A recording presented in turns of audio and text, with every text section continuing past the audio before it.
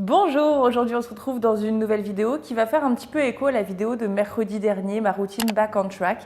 Aujourd'hui, j'aimerais vous donner 7 étapes, 7 points pour créer une bonne nouvelle habitude et surtout s'y tenir sur le long terme. Alors, je n'ai rien inventé, c'est encore des astuces, des conseils et des processus qui ont été développés par James Clear dans le fameux livre Atomic Habits dont je vous ai fait une revue complète, je vous la mets dans le petit i. Mais là, j'avais vraiment envie de me focaliser sur ces 7 étapes clés en main pour réussir à créer de bonnes nouvelles habitudes. Et même si je n'ai pas inventé ces étapes, je les ai expérimentées, ça fonctionne tellement bien que je voulais absolument en faire une vidéo pour vous partager ces petites techniques et surtout vous donner des exemples concrets qui peuvent s'appliquer à ces différentes étapes. Le premier point, c'est que lorsque tu choisis une nouvelle habitude que tu as envie d'adopter, d'inclure dans ta routine, concentre-toi sur qui tu souhaites devenir grâce à cette habitude plutôt que ce que tu souhaites accomplir. Parce que notre identité est quelque chose que l'on veut garder à tout prix, c'est quelque chose qui est tellement fort. Et en exemple tout bête que je pourrais vous donner, lorsque j'ai décidé de faire 2 vidéos par semaine, je me suis surtout concentrée sur la personne que j'aimerais devenir et la manière dont on va me percevoir,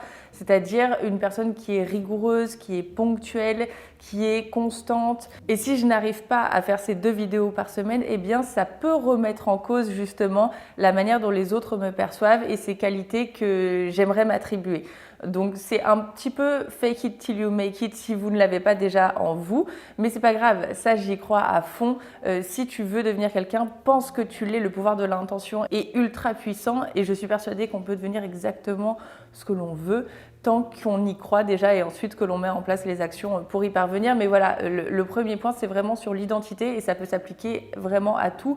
Par exemple, au lieu de vous dire que vous avez envie de faire 3 séances de sport par semaine, dites-vous que vous avez envie de devenir une personne sportive. Si vous voulez adopter une alimentation plus saine, c'est encore plus puissant de se dire « je suis une personne qui mange sainement » plutôt que se dire « je vais essayer de manger sainement ». Essayez de transformer l'habitude en une partie de votre identité. Le second point concerne la règle des 2 minutes. Je pense qu'on est d'accord, le plus difficile lorsque tu essaies d'entreprendre une bonne habitude, quelque chose qui est bon pour toi, qui est sain, le plus difficile c'est de s'y mettre et une fois que tu es dedans, tu réalises l'habitude. Donc tu dois pouvoir résumer ton habitude, enfin tout du moins le début de l'habitude en 2 minutes. Par exemple, pour le sport, ça va être d'enfiler tes vêtements de sport. Pour ma part, pour filmer une vidéo, ça va être de mettre la caméra sur le trépied. Si l'habitude en tant que telle dure 30 minutes, 1 heure, le début, la toute première étape doit durer moins de 2 minutes. Une fois que tu es dedans, tu es lancé, tu y vas. Mais c'est hyper important de pouvoir avoir ces 2 petites minutes qui sont hyper faciles, qui sont rapides, qui demandent pas beaucoup d'efforts physiques ou intellectuels ou émotionnels. Voilà, je trouve cette règle des 2 minutes assez intéressante parce qu'elle rend l'activité plus facile. La troisième étape est de créer une formule d'implémentation. C'est une chose que tu vas te dire qui va s'ancrer en toi et qui va renforcer l'habitude. Par exemple, je ferai un smoothie tous les jours à 7 h du matin dans la cuisine. Dans cette phrase d'implémentation qui permet de renforcer ton intention, tu as un objet, tu vas faire un smoothie, tu as une fréquence ou un jour, en l'occurrence tous les jours, tu as 1 heure à 7 h du matin et tu as un lieu dans la cuisine. Et ça peut s'appliquer absolument à tout. Je ferai du sport tous les lundis, les mercredis et les samedis à 18 h à la salle de sport ou dans mon salon, peu importe. Mais le fait d'avoir cette phrase d'implémentation, ça te responsabilise, ça t'engage envers toi-même et tu as une habitude qui est très clairement énoncée. Tu sais ce que tu vas faire, où tu vas le faire, quand tu vas le faire et à quelle fréquence tu vas le faire. Comme ça, les choses sont bien claires. Alors que si tu te dis je vais faire du sport 3 fois par semaine, c'est pas assez précis. Donc tu vas avoir tendance à te dire ok non, je le ferai demain, c'est bon, il me reste encore plusieurs jours, je peux arriver à le faire 3 fois par semaine même si je le fais demain. Ça te fait perdre un petit peu de discipline, un petit peu de rigueur, ça te fait procrastiner. Donc voilà, cette phrase d'implémentation, je la trouve extrêmement puissante. La 4e étape concerne l'environnement. Vous savez que c'est quelque chose dont je vous parle très souvent. Pour moi, l'environnement a un impact extrêmement puissant sur notre condition mentale. Ce 4e point, c'est de réagencer justement son environnement pour réussir. Un exemple tout bête, mon copain oubliait tout le temps de prendre ses compléments alimentaires lorsqu'on vivait à Paris parce qu'ils étaient dans un placard. Et comme c'était une nouvelle habitude qu'il voulait prendre, c'était pas encore ancré en lui, ça lui arrivait très souvent d'oublier. Mais maintenant qu'on a, vous savez, les petites boîtes Cure, c'est à côté de son café, c'est la première chose qu'il voit le matin lorsqu'il arrive dans la cuisine, puisque le café est déjà une habitude qui est très ancrée en lui. Donc le fait de voir ses compléments à côté de la machine à café lui fait se remémorer sans avoir à faire d'efforts qu'il doit prendre ses compléments. Donc c'est en ce sens qu'il faut réagencer son environnement pour réussir son habitude. En fait, on va vraiment se faciliter la tâche. Ça peut être très bien si tu as envie de manger plus sainement, toujours sortir une grande corbeille de fruits sur ton plan de travail parce que tu vas plus avoir tendance à prendre une banane lorsque tu as faim plutôt qu'un paquet de biscuits ou de chips que tu peux ranger dans tes placards bien au fond et oublier que tu as ça, ou alors ne plus en acheter. Après, on est d'accord qu'il faut aussi équilibrer et que j'adore les chips et j'en mange quand même, mais j'en mange pas tous les jours non plus. Et si j'avais ce problème-là de vouloir me séparer de cette mauvaise habitude, je la rendrais difficile à réaliser, c'est-à-dire que vraiment je mettrais les chips, je sais pas, dans le plus haut placard ou ce genre de choses. Voilà, c'est la différence entre rendre l'habitude difficile pour s'en séparer et rendre l'habitude la plus facile possible pour pouvoir l'intégrer dans notre quotidien. Si tu as envie de te mettre à écrire des to-do list ou ton 5-minute journal, eh bien ne le range pas dans un tiroir parce que comme ça ne fait pas partie de tes habitudes, c'est comme c'est une habitude que tu essayes de prendre. Vous voyez, moi j'ai toujours mes petits journaux sur mon bureau, justement pour y penser tous les matins. Je passe devant, je vois, ah oui tiens, je dois faire ça. Et donc ça rend l'habitude beaucoup plus facile. 5e étape, lie une habitude que tu dois faire avec une habitude que tu aimes faire. James Clear a parlé du habit stacking, le fait d'empiler un petit peu plusieurs habitudes. Par exemple, pour le sport, je reviens souvent avec cette habitude parce qu'on a énormément d'exemples à donner là-dessus. Mais si tu décides de faire du sport, mais que tu n'aimes vraiment pas ça, eh bien tu peux décider de regarder une vidéo YouTube pendant que tu es en train de courir sur ta machine par exemple, parce que tu adores regarder des vidéos YouTube.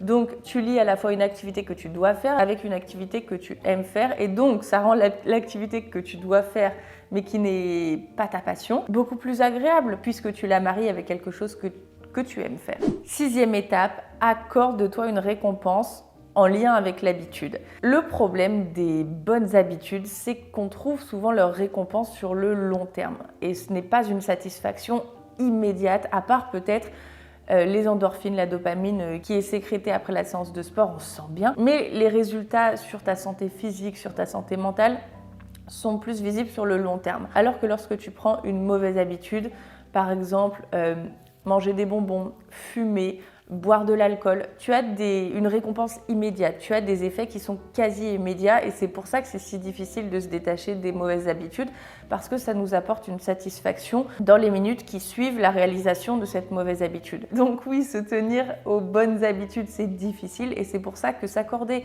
une récompense immédiate après une bonne habitude dont la récompense est lointaine, eh bien c'est plutôt rusé parce que lorsque tu vas faire ta bonne habitude qui ne t'offre pas une récompense immédiate, eh bien tu vas plutôt penser à la récompense que tu vas te donner après avoir fait cette habitude. Ça rejoint un petit peu le point précédent, sauf qu'au lieu de faire du habit stacking, après tu peux faire les deux, hein. Tu peux aussi faire du habit stacking et ensuite avoir une récompense en plus, mais il faut toujours que la récompense soit liée à ta bonne habitude. Par exemple, tu ne vas pas manger un fast-food en récompense de ta séance de sport parce qu'il y a un conflit d'identité et on en revient au premier point. Tu vas embrouiller ton cerveau, tu ne vas plus savoir pourquoi tu le fais, qui tu es, ce que tu fais, ça va commencer à devenir flou. Donc c'est important d'avoir une récompense qui est en lien avec l'habitude. Mais ça concerne vos goûts particuliers. Par exemple, après avoir passé l'aspirateur et la serpillière, il y a certaines personnes qui aiment faire ça. Moi personnellement, je trouve que c'est une perte de temps et ça m'agace de faire le ménage, honnêtement. Je préfère ranger que faire le ménage, mais je le fais quand même. Et donc après avoir fait le ménage, eh bien, je vais me dire, ok, je vais faire une grande balade avec Poppy, je vais m'aérer l'esprit, je vais marcher, je vais être dans la nature. Et si je vais faire une belle balade pour me récompenser après avoir fait le grand ménage dans l'appartement, eh bien, je vais commencer à aimer davantage faire le ménage puisque je sais qu'il y aura cette petite récompense sympa à la clé. Et la 7e étape qui pour moi est ultra puissante, c'est de rejoindre une communauté qui partage ton état d'esprit et qui fait elle-même cette habitude que tu aimerais prendre et que tu aimerais garder. On a parlé d'environnement, mais vous savez que pour moi, les relations sont aussi importantes. Nous sommes tous influencés, même si on aime à se dire que nous ne sommes pas influençables, etc. Nous le sommes. Et le fait est que c'est extrêmement important d'en prendre conscience et de rejoindre une communauté qui partage nos valeurs, qui partage notre état d'esprit. C'est pour ça que, par exemple, beaucoup de personnes aiment aller à la salle de sport plutôt qu'aller courir en plein air, parce qu'elles sont motivées par les personnes qui sont en train de faire du sport à côté. Et donc, c'est comme une effervescence de cette même bonne habitude qui n'est pas facile. Mais comme on est tous dans le même bateau, eh bien, on se sent un petit peu boosté et on continue parce qu'il y a les autres qui nous regardent, parce qu'on galère ensemble et donc c'est plus facile en un sens. Donc je vous parle de la salle de sport, mais le premier exemple en réalité qui me vient à l'esprit, ce sont les réseaux sociaux, Instagram, YouTube. Suivez des gens qui vous inspirent, des gens qui vous motivent. Je trouve tellement d'inspiration sur les réseaux sociaux. Pour moi, c'est pas du tout quelque chose de négatif ou je vais pas chercher à me comparer ou à me descendre parce qu'un tel est plus belle que moi, parce qu'un tel réussit mieux que moi. Non, ça me booste, ça me donne vraiment de l'inspiration. Et la manière dont tu perçois ce que tu consommes comme contenu, je veux dire, est encore plus importante que le contenu en lui-même. Tu dois vraiment te mettre dans l'état d'esprit que tu cherches l'inspiration, tu cherches à être boosté, tu cherches à être motivé, pas à te comparer. Et c'est en ce sens que la communauté peut être absolument magique. Et lorsque je lis les commentaires sous mes vidéos de personnes qui s'entraident, qui se donnent des conseils, qui se donnent de gentils avertissements, qui prennent soin les unes des autres, vraiment ça me fait très chaud au cœur. Et c'est là que je vois le pouvoir absolu de la communauté, même des gens qui ne se connaissent absolument pas, qui se parlent uniquement virtuellement, peuvent avoir un impact immense sur le mental d'une autre personne. Donc là, je vous parle d'une grande communauté, mais ça peut être également 2 ou 3 copines ou copains à qui tu rends des comptes, qui sont là pour partager la même bonne habitude que la tienne. Et lorsque l'un est démotivé, l'autre lui dit « Allez, non, on y va, on le fait ». Et ça, c'est hyper puissant également. Donc ça peut être une grande communauté qui t'inspire un petit peu de loin, mais ça peut être aussi voilà, des proches qui sont là, à qui tu rends des comptes et pour lesquels tu ne lâches pas parce que tu as envie de garder l'identité que tu veux te créer. Enfin, après, tout est lié. Voilà, les 7 étapes sont liées, mais je les trouve quand même très très puissantes et très utiles pour réussir à prendre une bonne nouvelle habitude et surtout la garder sur le long terme. J'espère en tout cas que cette petite vidéo hyper simple, courte, facile aura pu vous plaire, que ces 7 étapes résonnent en vous autant qu'en moi. Je vous invite encore une fois à lire Atomic Habits parce que ça regorge de conseils concrets, pas seulement sur les habitudes finalement, mais c'est tout un mode de vie, un état d'esprit et ça permet vraiment de nous mettre dans un mood hyper intéressant. Et la 7e étape, justement de s'entourer d'une communauté qui partage notre point de vue, nos valeurs et qui prend les mêmes bonnes habitudes que les nôtres. Ça peut être aussi